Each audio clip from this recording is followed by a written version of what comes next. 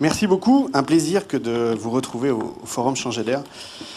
Forum où les gens sont aussi exceptionnels sur la scène que dans la salle. Et on le voit au métrage carré, le nombre de gens incroyables. Vous en avez un ici, Henri Atlan. Sa biographie a été faite. Et moi, Henri, donc, je le suis de Forum Changer d'air en Forum Changer d'air. Et j'ai eu le plaisir de l'appeler pour préparer cette petite discussion de 15 minutes. Et il n'a pas fallu 10 secondes pour qu'il me pilonne la prospective. C'est-à-dire que la futurologie, la prospective, la folie d'essayer d'imaginer le futur. Et pendant 10 minutes, ça a duré 20 minutes, il a pilonné la prospective. Au bout de 10 minutes, je lui glisse comme ça, gentiment, que je suis prospectiviste, que j'en ai fait l'œuvre de ma vie, que j'ai créé l'Institut des futurs souhaitables, que j'y crois, qu'on a créé des conspirateurs positifs, on est 500 partout dans le monde. Et là, il recontinue à pilonner la prospective. Donc, ce que je vais vous proposer en introduction, c'est une dispute. Alors, non pas une querelle, mais la disputatio du Moyen-Âge, celle qui faisait finalement mettre la construction des désaccords au sein, finalement, de la discussion. Henri, qu'est-ce qu'elle vous a fait, la prospective, ou plutôt, qu'est-ce qu'elle vous a pas fait? Plutôt ce qu'elle m'a fait. Ben, en réalité, tout dépend, parce qu'elle peut parfois faire du bien. Mais tout dépend en réalité du futur dont on parle. S'il s'agit d'un futur immédiat, s'il s'agit demain, ben, évidemment, c'est indispensable. Si on veut faire quelque chose, on est bien obligé de le planifier au moins un minimum. Donc, en effet, et pour planifier, ben, il faut essayer de projeter ce qui va se passer, plus ou moins, etc.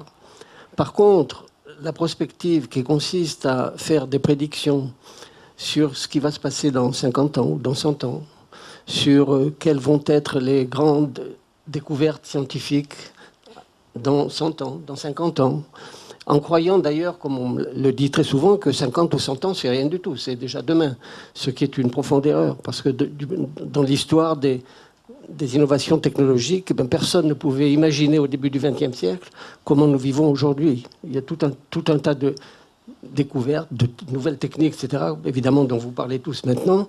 Et j'en profite d'ailleurs pour exprimer mon admiration, non pas pour la prospective, mais pour le passé et le présent, plus exactement, et aussi un futur, mais un futur inconnu, qui est représenté là, tout à l'heure par les enfants en question. En effet, ça, c'est un futur, mais ce n'est pas de la prospective. On s'approche. Alors, comment on fait pour faire nul vent favorable pour celui qui ne sait où il va? C'est pas moi qui l'ai dit, c'est Sénèque. Comment vous orientez votre cap? Par le désir. Et encore une fois, le désir de quoi? Ben là, c'est effectivement tout le problème, parce que en réalité, nos désirs sont le plus souvent aliénés. Nous croyons que nous sommes libres quand nous accomplissant un désir, ben, ce n'est pas toujours le cas. Même en réalité, c'est très rarement le cas. Mais en tout cas, c'est ça qui pousse. C'est ça qui nous pousse vers, en effet, demain. Mais sans savoir exactement où nous allons. Désir d'avenir, c'est un bon slogan. Moi, j'ai une petite phrase de Kennedy le 12 septembre 62. Nous avons choisi d'aller sur la Lune. Nous avons choisi d'aller sur la Lune. Nous avons choisi d'aller sur la Lune au cours de cette décennie et d'accomplir d'autres choses encore. Non pas parce que c'est facile, mais justement parce que c'est difficile. Parce que cet objectif servira à organiser et à offrir le meilleur de notre énergie, de notre savoir-faire, parce que c'est le défi que nous sommes prêts à relever, celui que nous refusons de remettre à plus tard, celui que nous avons la ferme intention de remporter, tout comme les autres. 62, en 69, ils y sont. C'est un peu de la prospective. Enfin, là, peut-être que nous ne sommes pas d'accord sur le vocabulaire. Là. Au contraire, pour moi, ça, c'est une planification à partir d'ailleurs de données existantes à l'époque. C'est-à-dire que ça n'est pas comme ça en l'air qu'ils ont décidé d'aller sur la Lune. Ils savaient qu'ils avaient les technologies de base pour fabriquer les fusées qu'il fallait faire, qu'ils avaient d'autres technologies de base pour que ça fonctionne, etc. Bon. Et évidemment, il fallait le réaliser. Mais ça, c'est un projet et sa réalisation, qui marche ou qui ne marche pas. En effet, ils ont mis 10 ans pour le faire.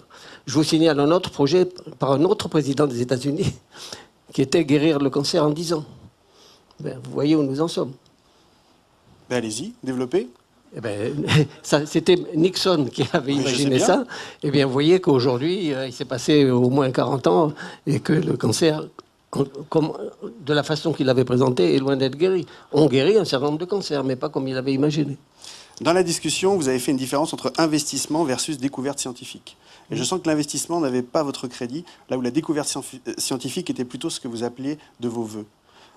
Kennedy, c'est un investissement qu'il fait sur l'avenir. Oui, mais justement, ça, pour moi, ça me semble normal. Je veux dire, quand on a un projet qui a une probabilité relativement élevée de réussir, mais pas forcément à 100%, ben, c'est normal d'investir et d'y aller. Vous savez,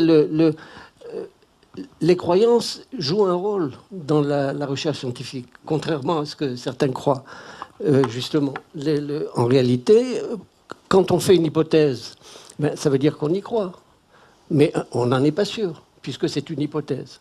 Mais on en croit suffisamment pour investir, en effet, un certain nombre d'énergie, de temps, d'argent, pour essayer de la démontrer. Et on y arrive ou on n'y arrive pas.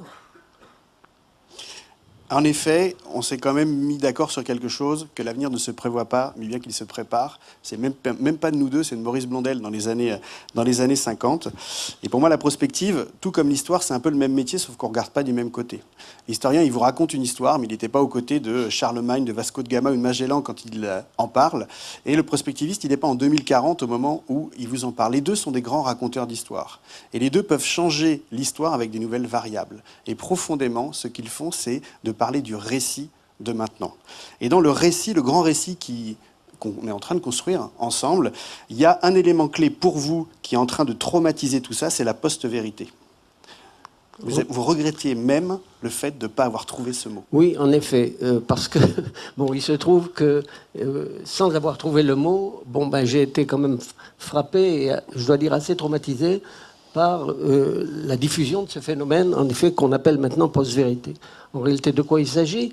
Eh bien, il s'agit tout simplement de l'amplification énorme d'un processus qui a commencé au début du XXe siècle, qui était l'invention de la publicité. L'invention de la publicité pour vendre, au départ, un certain nombre de produits de consommation. Puis très vite, c'est devenu autre chose. C'est devenu la transmission de ce qui se présentait comme de l'information et qui est en fait de la communication. Et actuellement, eh bien, de plus en plus, la communication remplace l'information. Or, qu'est-ce que c'est que la communication ? Ben, la communication, justement, c'est l'utilisation des techniques de publicité qui consistaient à vendre n'importe quoi et maintenant sont appliquées à vendre n'importe quoi, mais pas seulement des objets, mais aussi des idées et aussi des pseudo-savoirs. Et alors, ces choses-là, bon, ça se traduit par les techniques du lobbying, du marketing, ou encore une fois, ce qui est à vendre et à mettre sur le marché, c'est aussi des opinions, puisqu'il s'agit justement d'acheter l'opinion pour n'importe quoi. Et la chose dramatique, pour moi, en tout cas, ça a été la découverte de ce que la communication eh bien, est en train de contaminer aussi la science. Et jusqu'à un certain nombre d'années, jusqu'à, disons, il y a 10-20 ans, on pensait que la science était à l'abri de ça, puisque c'était, en principe, la recherche de la vérité. Or, la communication se fiche pas mal de la vérité. Et il n'y a pas très longtemps, une attachée de communication pour une personnalité politique racontait des histoires pour vendre précisément son produit, qui était la personnalité politique en question. Elle racontait des histoires et des gens qui étaient présents lui ont fait remarquer quand même que ce qu'elle disait n'avait rien à voir avec la vérité. Elle a répondu très sincèrement et en professionnel de la communication que la vérité n'était pas son affaire. Les fameuses alternative facts, il n'y a pas que des journalistes qui nous le disent, il y a des hommes politiques, notamment Trump. Joël Desrené parle des tweets de Trump comme des armes de dissuasion massive. Je vous rappelle que la post-vérité, c'est le mot que le dictionnaire d'Oxford a choisi pour 2016. Et il le résume ainsi, dans le contexte donc, du référendum du Brexit et du Royaume-Uni qu'il a vu s'est développé, l'alternative fact ou la post-vérité, c'est les circonstances dans lesquelles les faits objectifs ont moins d'influence pour modeler l'opinion publique que les appels à l'émotion et aux opinions personnelles. En effet, ça c'est ce qui avait déjà été mis dans le programme de l'invention des métiers de la communication qui s'est fait au début du XXe siècle par quelqu'un qui s'appelait Édouard Bernays, qui était un neveu de Freud et qui avait donc développé toutes ces techniques pour arriver à emballer en quelque sorte au service d'ailleurs de façon très professionnelle de ses clients. Alors actuellement, avec l'explosion des techniques nouvelles de communication, justement, Internet, les réseaux sociaux, etc., eh bien, nous sommes devant quelque chose qui est pire que le mensonge. C'est parce que le mensonge, à la rigueur, on peut se débrouiller. Dans les régimes totalitaires, eh bien, on sait que l'information, c'est du mensonge. Donc, on le sait.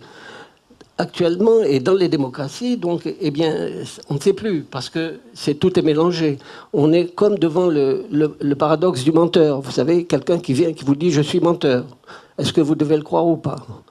Eh bien, c'est exactement ça. C'est-à-dire, tout ce qui traîne sur la toile, est-ce qu'on doit le croire ou pas? Et suivant quels critères? C'est extrêmement difficile. Je ne sais pas si vous avez entendu, en fait, juste ce rappel historique, que l'invention du marketing a été faite par le neveu de Freud. Je ne sais pas si c'est une petite relation de manipulation, mais en tout cas, comment on fait pour lutter contre les faits alternatifs et la post-vérité?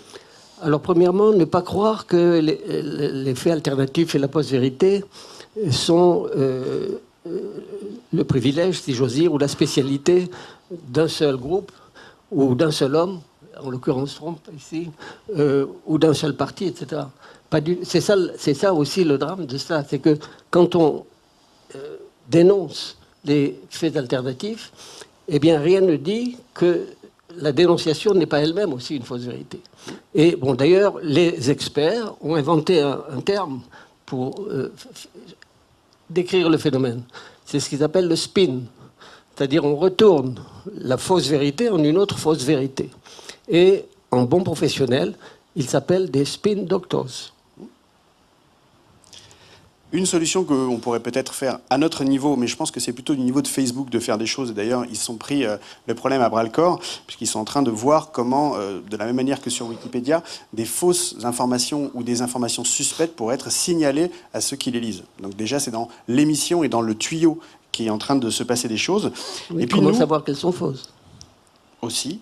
Et nous aussi, on pourrait peut-être, dans notre bulle algorithmique qui nous fait voir finalement que ce qu'on a envie de lire, on pourrait aussi prendre le soin d'avoir toujours quelqu'un de différent parmi nos contacts. Notamment, je vous conseille d'avoir des platistes parmi vos amis. Moi, j'en ai un particulièrement. Les platistes sont ceux qui pensent que la Terre est plate. Et ils ont une série d'arguments incroyables, scientifiques, avec des fausses news de caméras, de je sais pas quoi. Shaquille O'Neal en a été un des ambassadeurs malgré lui. Allez voir Platiste, c'est hallucinant comment ils sont organisés. Avoir un platiste avec vous, ça vous fait dans des fils d'actualité des choses incroyables qui vous sortent un peu de vous-même, de vos certitudes, même si je pense que la Terre n'est pas plate. Vous confirmez? Oui, pas? mais ça, c'est trop facile. Ah. Elle est plate? Peut-être. Ah. Mais non, ce que je veux dire, c'est que c'est trop facile, justement, de s'adresser, d'avoir comme punching ball, comme adversaire, des platistes. Par contre, ce qui est plus difficile, mais très important, c'est d'avoir devant soi Google qui investit des millions de dollars pour promouvoir une soi-disant recherche sur la vie immortelle, sur l'allongement de la durée de vie de quelques centaines d'années, peut-être même une vie immortelle, d'ailleurs sûrement, d'après eux, et où tous les glissements de langage qui sont utilisés régulièrement, chaque fois qu'on présente une découverte scientifique importante ou une innovation technologique tout à fait importante, par exemple la nouvelle technique CRISPR de modification du génome d'organismes qui a été présentée à juste titre comme une grande innovation technologique dans les technologies de l'ADN, mais aussitôt accompagnée par un mélange de peur et de fascination. Quand on vous présente quelque chose, en vous disant, vous voyez, c'est extraordinaire, avec ça on va guérir toutes les maladies génétiques, comme c'est ça qui a été dit à propos de cette découverte, ce qui est évidemment faux. Ou qu'on vous dit, avec ça on va allonger la durée de vie, etc. Mais en même temps on ajoute, oui mais attention, vous voyez, quelles vont être les conséquences? Autrement dit, on manipule deux passions contradictoires, la fascination et la peur. Quand vous avez cette association-là, eh bien, vous pouvez fortement suspecter qu'il s'agit d'une manipulation. Dans les 40 secondes qui nous restent, j'aimerais savoir, Henri Atlan, c'est quoi votre désir d'avenir? Mon désir d'avenir, eh bien, c'est de terminer mon existence aussi agréablement que possible. Donc, c'est encore quelques années. C'est tout ce que je peux vous dire. Merci à vous. Au revoir. Merci Mathieu, merci professeur.